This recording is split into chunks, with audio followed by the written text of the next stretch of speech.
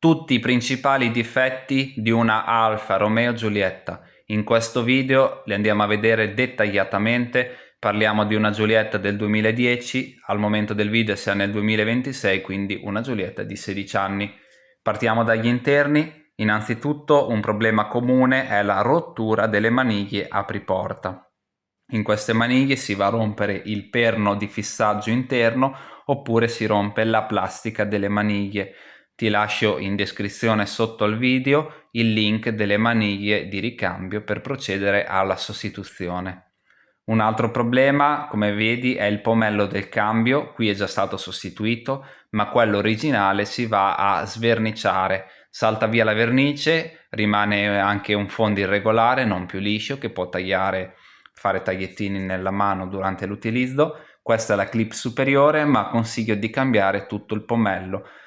Sulla sostituzione trovi il tutorial completo all'interno del canale e ti lascio in descrizione sotto al video il link se ti interessa intervenire. Nel quadro strumenti dell'auto il problema, eccoci qua, è che si vanno a fulminare alcuni LED della retroilluminazione. Occorre quindi intervenire aprendolo e andando a sostituire tutti i LED. I LED sono della tipologia 3528, ti lascio comunque i dettagli in descrizione. Se ti occorre andare a sostituirli, li puoi comprare, poi con uno stagnatore procedi alla loro sostituzione. Trovi già dei tutorial comunque anche sulla sostituzione online, anche se hai solo uno o due LED fulminati, in alternativa puoi anche tenerla così, comunque si riesce a vedere comunque il quadro strumenti. Guarda qua invece il classico problema del rigonfiamento airbag passeggero che porta al danneggiamento del cruscotto. È un problema estetico molto ricorrente, peggiorerà sempre negli anni. L'esposizione al sole e al calore dell'auto lo fa peggiorare, ma anche tenendo l'auto curata sempre in garage o con il coprisole, purtroppo è un problema che si va a riscontrare negli anni. La soluzione più economica e veloce che utilizzano molti è metterci sopra un semplice tappettino. Il problema rimane, ma diciamo che non lo noti più, non lo vedi più tu e non lo vedono più gli altri, andandoci a mettere un tappettino apposito, che se ti interessa ti lascio il link in descrizione. Per quanto riguarda gli interni, guarda qui, un problema comune è il distacco della tappezzeria dei pannelli delle portiere. Avviene negli anni, soprattutto aumenta se l'auto rimane molto esposta alle temperature alte. Come vedi è un po' bruttino. Qualcheduno ha riscontrato anche il problema del distacco della tappezzeria del cielo, cioè il rivestimento del tetto. Per quanto riguarda qui, nel clima, il problema comune è che esce aria calda da un solo lato. Praticamente molti si accorgono che esce l'aria calda magari solo nel lato passeggero, nel lato destro, ma non esce aria calda nel lato sinistro.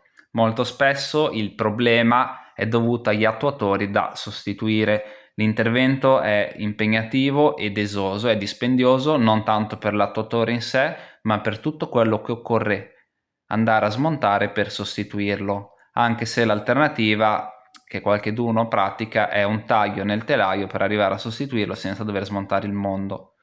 Qua, dove c'è il filtro dell'aria abitacolo, te lo faccio vedere meglio, c'è un sensore brina. Questo sensore brina qui ha spesso dei problemi, ma se sei fortunato e ti esce aria calda da un solo lato, intervieni nel sensore brina con un prodotto apposito. Trovi il tutorial nel canale, lo pulisci, è un prodotto che pulisce senza lasciare residui.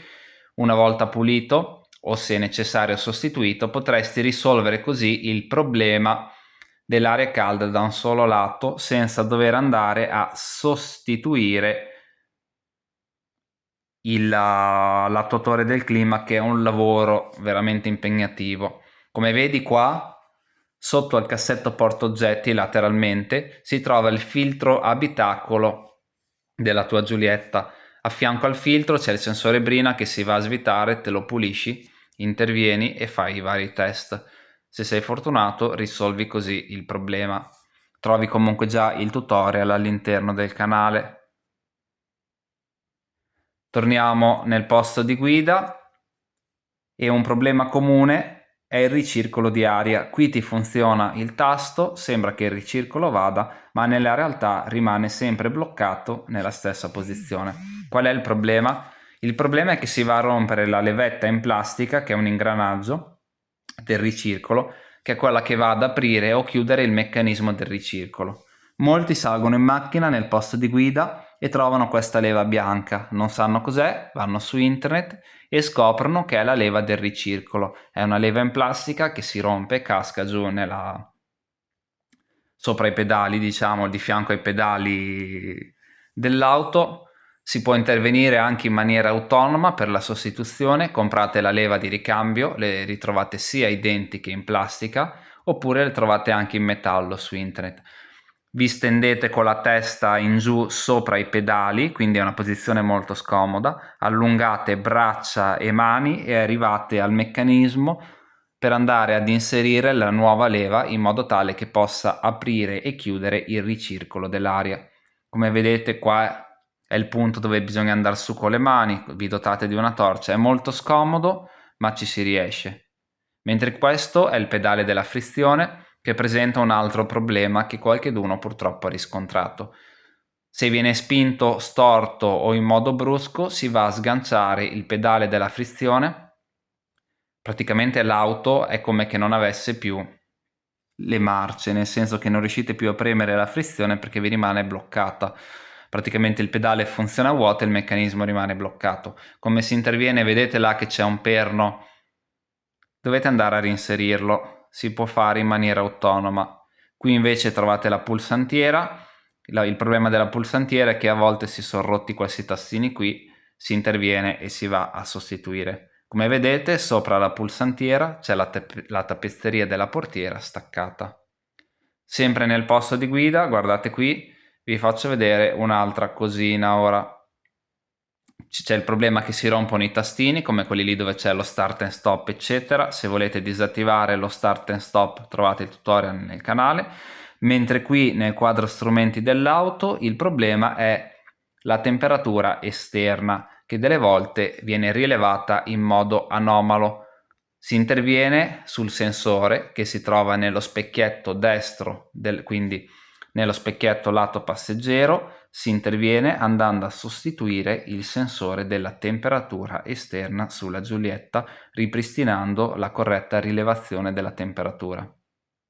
Per quanto riguarda negli interni, sotto la leva del cambio, alzando la cuffia, troviamo il sensore posizione leva cambio, il cosiddetto sensore folle. Quello è un sensore molto problematico, purtroppo i cavi non hanno un minimo di flessibilità e sono molto corti, si vanno a tranciare dando così la spia motore, vi disabilitano lo start and stop, vi danno la spia motore e quando accendete l'auto salterà fuori il messaggio start and stop non disponibile, far controllare il motore.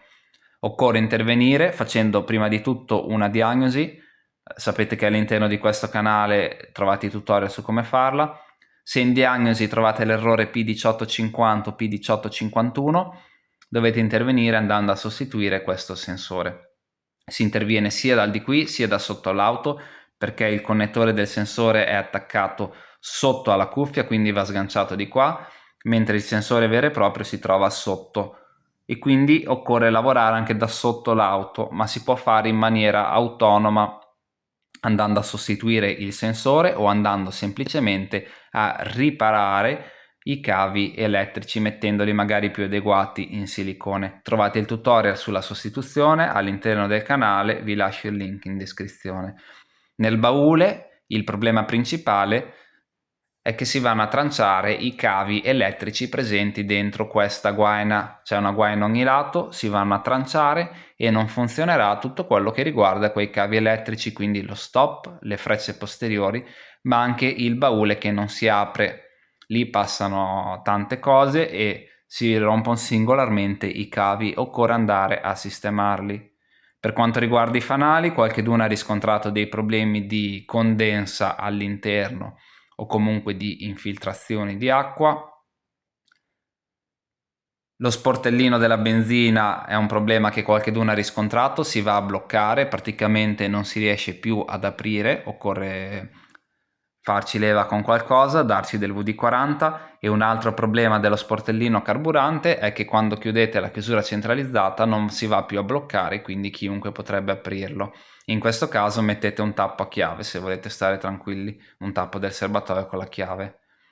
Per quanto riguarda il motore, qui siamo su una Giulietta diesel.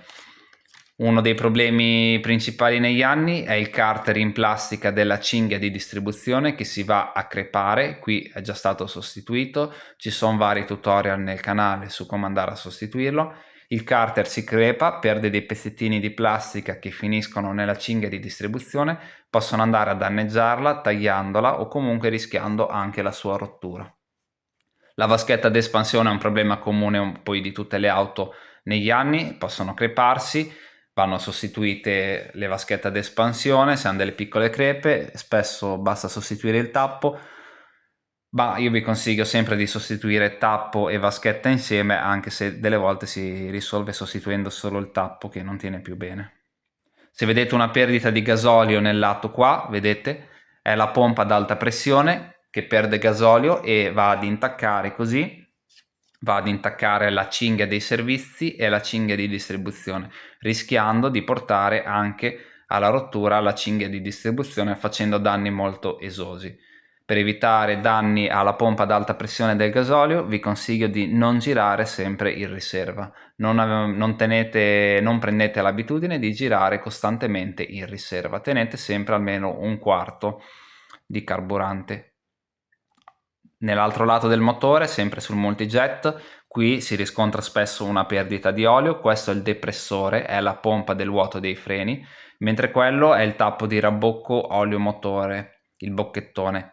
Entrambi hanno una guarnizione, vanno svitati, puliti, si sostituisce la guarnizione e si richiude. Si risolve così il problema della perdita di olio con pochi euro e in maniera autonoma senza nessuna difficoltà. E questo è un problema molto diffuso ovviamente su tutti i motori multijet.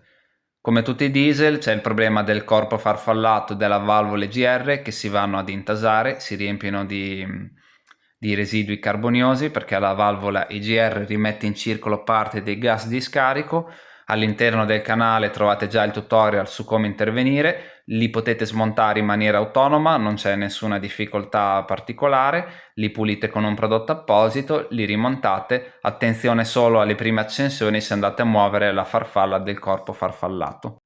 Per quanto riguarda la versione GPL c'è il problema ai sensori della pressione del GPL, ho elencato tutti i principali problemi di una Alfa Romeo Giulietta. Premetto che c'è stato un restyling nel 2013, un altro nel 2016 e sono presenti le versioni comunque 1400 e 1750 turbo benzina, di diesel c'è la 1600 e la 2000 e di GPL la 1004. Iscrivetevi al canale, a presto!